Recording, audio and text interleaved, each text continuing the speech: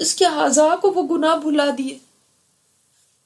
زمین کے جس ٹکڑے پہ اس نے گناہ کیے تھے اس ٹکڑے کو اس نے بھلا دیا، اس لیے کہ انہوں نے کہا تھا اللہم انک عفو تحب العفو فاعف عنا.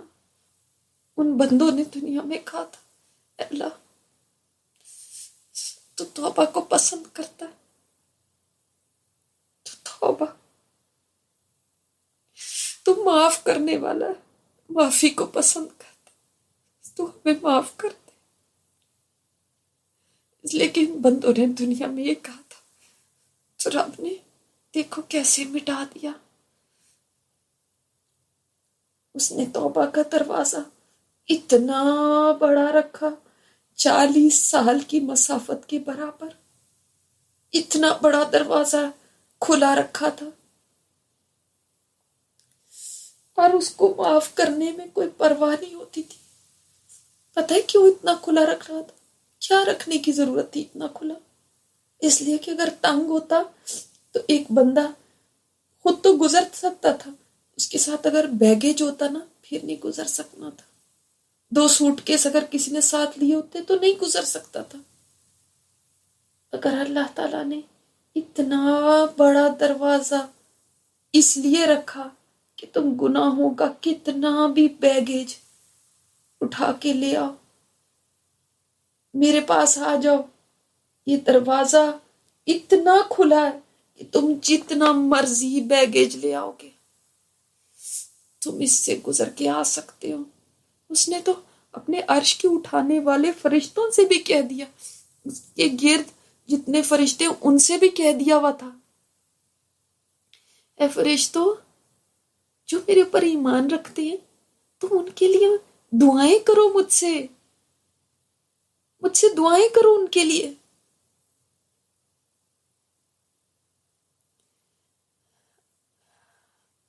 دیکھو عرش کے اٹھانے والے فرشتے ایمان والے لوگوں کا ذکر کہاں کرتے تھے، جہاں تک ان ایمان والوں کی رسائی بھی نہیں تھی، ان کی ریچ نہیں تھی وہاں تک، وہ وہاں تک نہیں پہنچ سکتے تھے، مگر ان کا نام میرے رب نے کہاں تک پہنچا دیا تھا.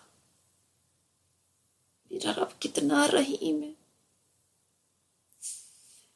فرشتوں سے اس نے کہا صرف ان کے لیے دعائیں نہ کرنا، ان کے ماں باپ کے لیے بھی دعائیں مانگو مجھ سے، ان کی بیویوں کے لیے بھی مانگو، ان کے بچوں کے لیے بھی مانگو، سب کے لیے دعائیں کرو.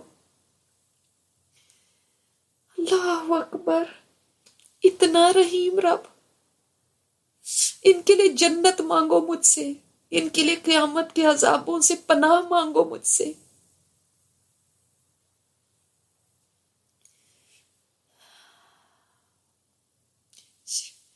جو رب یہ تک نہیں چاہتا کہ میرے بندوں کے پیسوں کا نقصان ہو، وہ یہ کیسے چاہ سکتا ہے کہ ان کی جانوں کا نقصان ہو؟ دیکھو اس نے اپنے کلام میں تمہیں بتا دیا تھا کہ قرض دیا کرو تو لکھ لیا کرو تاکہ تمہیں نقصان نہ ہو. اللہ اکبر. جیسے ماں بچے کو نصیحتیں کرتی ہے نا، بیٹا یہ نہ کرنا کہیں تمہیں نقصان نہ ہو جائے. میرے رب کو اتنا بھی خیال تھا کہ اس بندے کے مال کا بھی نقصان نہ ہو، مال کا نقصان ہوا تو اس کو رنج ہوگا. وہ ایسا رحیم رب تمہاری جانوں کے نقصان کو کبھی کیسے گوارا کر سکتا تھا؟ پھر وہ جہنم میں تمہیں کیوں ڈالے گا جب تک کہ کوئی بندہ خود سے خود کو ڈالنا نہ چاہے. جب ایک بندہ نے خود ہی ٹھان لی ہو کہ میں نے مرنا ہے تو اس کو پھر کون بچا سکتا ہے؟ دیکھو ہر گھڑی اس نے اپنے فرشتوں کی ڈیوٹیاں لگائی ہوئی تھی کہ کہیں کوئی شیطانی قوتیں، کوئی ہوائی مخلوق دیکھنا میرے بندے کو کوئی تکلیف نہ دے. آنکھ پہ اتنے سارے فرشتے آنکھ پہ مقرر کیے ہوئے تھے کہ میرے بندے کو نقصان نہ پہنچے.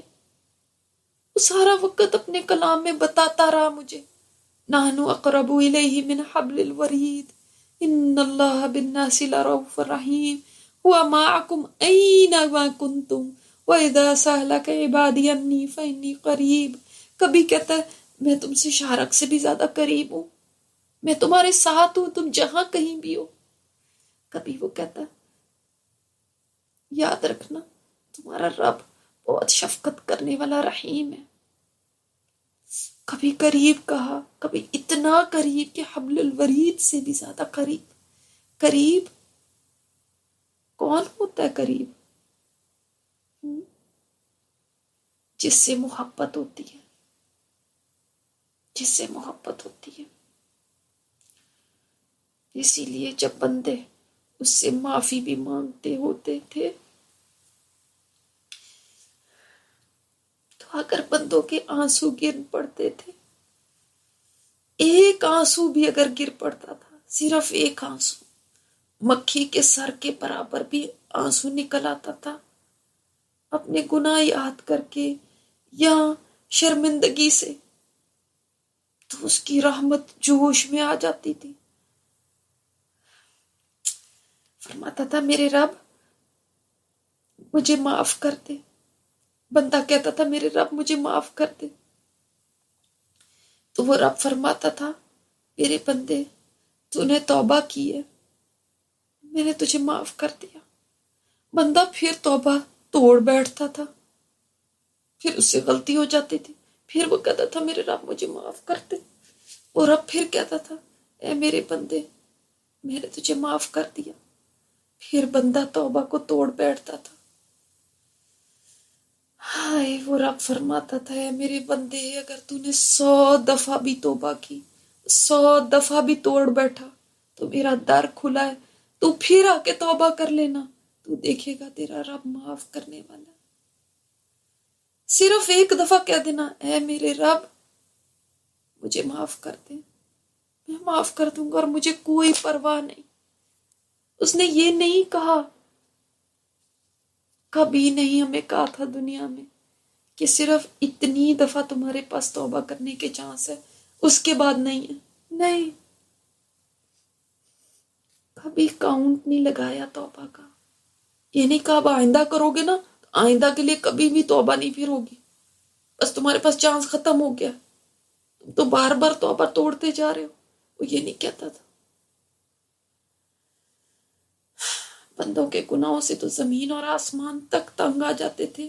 وہ کہتے تھے یا اللہ ہمیں اجازت دے دے کہ ہم ان بندوں کو دسا دے. آسمان کہتا تھا اللہ اجازت دے دے اس بندوں پہ میں گر پڑوں. سمندر کہتے تھے اللہ اجازت دے دے ان لوگوں کے اوپر میں چڑھ دوڑوں، اتنے یہ گناہ کرتے ہیں. اور وہ رب رحیم ان کو سب کو روک دیتا تھا، نہیں یہ میرے بندے ہیں، ان کا معاملہ میرے ساتھ رہنے دو، تم دخل نہ دو. کسی دن تو یہ توبہ کریں گے، کسی رات تو یہ توبہ کریں گے. اس کے دنیا میں دینے کے کتنے بہانے ہوا کرتے تھے. کبھی رمضان میں بندوں کو معاف کرنے کے لیے اس نے شیطانوں کو قید کیا ہوتا تھا، جہنم کے دروازے بند کیے ہوتے تھے، جنت کے دروازے کھول دیے ہوتے تھے. وہ فرماتا تھا جو رمضان کے روزے رکھے اس کے پچھلے گناہ معاف، جو قیام میں کھڑا ہوا اس کے پچھلے گناہ معاف، جو لیلۃ القدر کی عبادت کر لے اس کے پچھلے گناہ معاف. کبھی وضو کا بہانہ کرتا تھا کہ وضو کر لو اچھی طرح تمہارے گناہ معاف کر دوں گا. کبھی کہتا تھا ایک نماز سے دوسری نماز کے درمیان کے گناہ معاف. کبھی کہتا تھا ایک جمعے سے دوسرے جمعے کے درمیان کے گناہ معاف. 2 مسلمان مصافحہ کریں تو اس سے گناہ معاف کر دوں گا. کہیں ذکر اذکار اس نے بتا دیے تھے کہ سمندر کی جھاگ کے برابر گناہ ہوئے تو میں وہ بھی معاف کر دوں گا. کہیں حد سے گناہ معاف کر دیتا تھا. اس کی کتنے بہانے تھے معافی دینے کے. اے رب تو کتنا رحیم ہے، تو ودود ہے. آج ودود کا معنی سمجھ آیا. تیری اتنی رحمت کے باوجود اگر انسان آج جہنم میں چلے گئے ہیں تو واقعی انہوں نے خود پر ظلم کیا ہوگا، اپنی جانوں پہ خود ظلم کیا ہوگا. اتنی رحمت کے بعد، اتنی بخشش کے دروازے کھلے ہونے کے بعد کوئی بدبختی ہوگا کہ پھر وہ جہنم میں چلا جائے. پھر ایسے کو کون بچا سکتا ہے؟ تو نے اے رب آج ظلم نہیں کیا، خود انہوں نے اپنی جانوں پر ظلم کیا. جو دنیا میں خواہشات کے بندے بنے رہے، جنہوں نے دنیا میں کبھی اولاد کے پیچھے، کبھی اپنے کام کاروبار کے پیچھے، کبھی مال کے پیچھے اتنے پیارے رب کو چھوڑ دیا، اس سے غافل ہو گئے، ان کو بلاتا رہا اور یہ ٹس سے مس نہ ہوئے، یہ اسی رب کو بھول بیٹھے تھے۔ کاش ان کو صرف اپنے رب کی رحمت کی سمجھ آ جاتی تو ان کے دل رب کی محبت سے چور چور ہو جاتے۔ ہائے گناہ گارو، اگر تم اللہ کی رحمت کو جان لیتے تو تمہارا جوڑ جوڑ الگ ہو جاتا۔ وہ لوگوں جو اللہ سے دور ہوئے زندگی گزارتے رہے، اگر تمہیں پتہ چل جاتا تمہارا رب تم سے کتنی محبت کرتا ہے تو تم اس کے شوق میں تڑپنے لگتے، کبھی گناہ پہ دلیر نہ ہوتے، کبھی اپنے رب کو ناراض نہ کرتے۔ مگر تم نے سمجھا ہی نہیں، دنیا میں تم نے سمجھا ہی نہیں وہ رب ہے کیا۔ کاش تم دنیا میں سمجھ جاتے، کاش تم دنیا میں سمجھ جاتے۔ وہ تمہیں کتنے چانسز دیتا رہا، کتنے چانسز۔ کبھی کسی کے ذریعے اس نے تمہیں کوئی باتیں سنوائی، کبھی کسی کے ذریعے، کبھی کسی ٹیکسٹ میں، کبھی کسی میسج میں، کبھی کسی ای میل میں، کبھی کسی لیکچر میں، کبھی کسی خطبے میں، کبھی کسی دوست کی زبان سے، کبھی کسی استاد کی زبان سے۔ کتنی دفعہ اس نے تمہیں بلایا، یہ سب سائنس تھے اس کی طرف سے، وہ ہڈن سائنس تھے، وہ تمہیں بلا رہا تھا، تم سمجھے ہی نہیں، تم اسی سے دور بھاگتے رہے، اسی کو چھوڑ دیا تم نے اس دنیا کے پیچھے جو ایسی بدصورت تھی، تو اس کے پیچھے اپنے اللہ کو بھول گئے۔ اس نے جس نے تمہیں اتنی محبت دی، تمہارے اتنے ناز اٹھائے، تم ایسے رب کو بھول گئے۔ اس کے بعد پھر ایسے انسان کا ٹھکانہ جہنم نہیں ہوگی تو اور کیا ہوگا؟ کیا ہوگا جو اتنے مہربان رب کو بھول جائے؟ دنیا کی کیسی پٹی تمہاری آنکھوں پہ بندھی ہوئی تھی کہ اس رب کی اتنی نشانیاں دیکھ کے بھی تم سمجھ نہیں سکے۔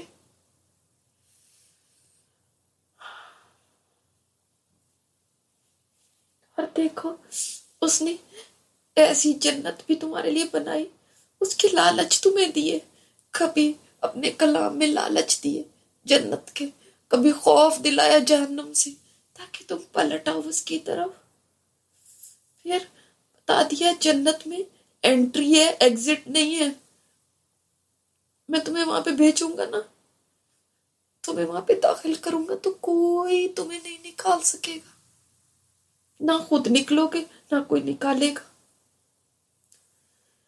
اس کی رحمت نہ ہوتی نا تو وہ کہتا جتنے سال تم نے میری فرما برداری کی ہے، 60 سال، 70 سال، 80 سال کر لی ہوگی، زیادہ سے زیادہ، ٹھیک ہے اتنے سال کی جنت دے دیتا ہوں، اس کے بعد تمہارا بھی خاتمہ ہے، تم بھی مٹی ہو جانا جیسے جانور مٹی ہوئے تھے۔ لیکن اس نے کہا نہیں، تم 60 70 80 سال کرو گے نا، میں تمہیں وہ جنت دوں گا جو ہمیشہ کی ہے، جو کبھی ختم نہیں ہونی۔ اے انسان، تو نے 60 70 سال کے لیے، اس کے مزے کے لیے اپنے رب کو ناراض کیا، اس کے مزے کے لیے جو اتنی جلدی ختم ہو جانے والی تھی، اس 60 70 سال کو وہاں کی زندگی کے ساتھ اگر تم مقابلہ کرتے تو وہاں کی زندگی کروڑوں کروڑوں کروڑوں سال بھی جمع کر لو، وہاں کی زندگی ختم نہیں ہونی، نہیں ہونی ختم۔ اور یہ زندگی وہ ہے جس کو وہاں جاتے ہی تم ایسے بھول جاؤ گے کہ کہو گے ایک دن یا دن کا کچھ حصہ رہے تھے، اسے ایک دن یا دن کے کچھ حصے کے لیے، صرف اتنی دیر کے لیے بھی نہیں تم رب کے بن کے رہ سکے۔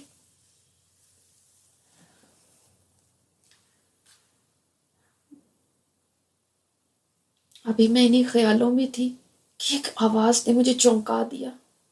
سامنے دیکھا، اتنا ہیوج گیٹ تھا، اتنا بڑا گیٹ، اور اس قدر خوبصورت، اتنا حسین. میں نے ایسا گیٹ کبھی نہیں دیکھا. یہ جنت کا گیٹ ہے. جب اس کا گیٹ اتنا خوبصورت تو جنت خود کیسی خوبصورت ہوگی. اور یہ آواز کیا ہے؟ یہ آپ صلی اللہ علیہ وسلم جنت کے دروازے کا کنڈا کھٹکھٹا رہے ہیں. آپ سے پہلے کبھی یہ دروازہ کسی کے لیے نہیں کھولا گیا. آپ ہی سب سے پہلے اس جنت میں تشریف لے جائیں گے. اور آپ کے پیچھے انسانوں کا سمندر ہے، اتنے لوگ ہیں، لوگ ہی لوگ ہیں.